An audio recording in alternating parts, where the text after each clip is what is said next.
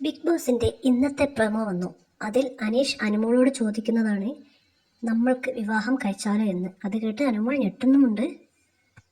അങ്ങനെ ഒരു ചോദ്യം അനുമോൾ തീരെ അനീഷിന്റെ ഭാഗത്തു നിന്ന് പ്രതീക്ഷിച്ചിട്ടുണ്ടാവില്ല. അതിൻ്റെ ഒരു ഞെട്ടലും നാണവും ഒക്കെ തന്നെ അനുമോള് മുഖത്ത് നമുക്ക് ആ പ്രമോയിൽ കാണാൻ കഴിയുന്നുണ്ട്. പക്ഷേ ഫിനാലെ വീക്ക് എത്താനാകുമ്പോൾ അനീഷ് അനുമോളോട് ഇത് നേരിട്ട് ഇവിടെ തന്നെ ചോദിച്ചത് ഗെയിമിന്റെ ഭാഗമായിട്ടാണോ എന്നൊരു സംശയമുണ്ട്.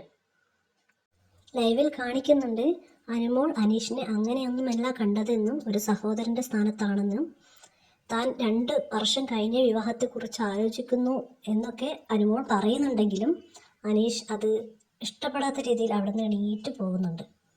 ബിഗ് ബോസിന്റെ ചരിത്രത്തിൽ തന്നെ ഇത്രയധികം മാനസിക വെല്ലുവിളി നേരിട്ട ഒരു മത്സരാർത്ഥി വേറെ ഇല്ലെന്ന് തന്നെ പറയാം. കഴിഞ്ഞ ദിവസങ്ങളിൽ ബിഗ് ബോസ് വീട്ടിൽ ഉണ്ടായ പ്രശ്നങ്ങളിൽ ഒപ്പമുണ്ടായിരുന്ന ആളായിരുന്നു അനീഷ്. അതുകൊണ്ട് തന്നെ അനുവിന് എന്ത് പറയണമെന്നറിയാതെ ആകെ ടെൻഷനായിപ്പോയി.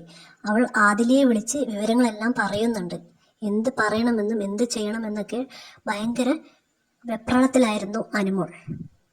ഓക്കെ, അനീഷ് അത് മുഖത്തു നോക്കി പറയാനുള്ള ചങ്കൂറ്റമൊക്കെ കാണിച്ചു, കുഴപ്പമൊന്നുമില്ല. പക്ഷെ തിരിച്ച് പറയുന്നത് കേൾക്കുന്ന ആളുടെ മാനസികാവസ്ഥയും അനീഷ് മനസ്സിലാക്കേണ്ടതായിരുന്നു. അത് ആ ഒരർത്ഥത്തിലല്ല അനീഷ് അവിടെ കാട്ടിക്കൂട്ടിയത്. ദേഷ്യം പിടിച്ച് നീച്ചു പോവുകയായിരുന്നു ചെയ്തത്.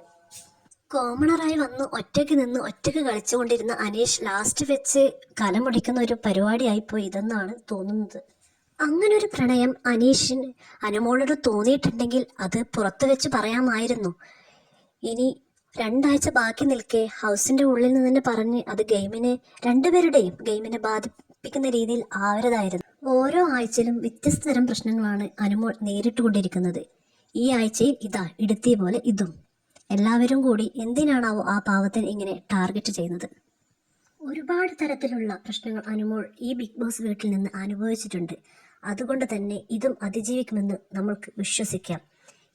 എന്തുകൊണ്ടും BB7ന്റെ വിന്നറാവാൻ യോഗ്യത അനുമോളാണ്. ആ ദിവസത്തിനായി നമുക്ക് കാത്തിരിക്കാം.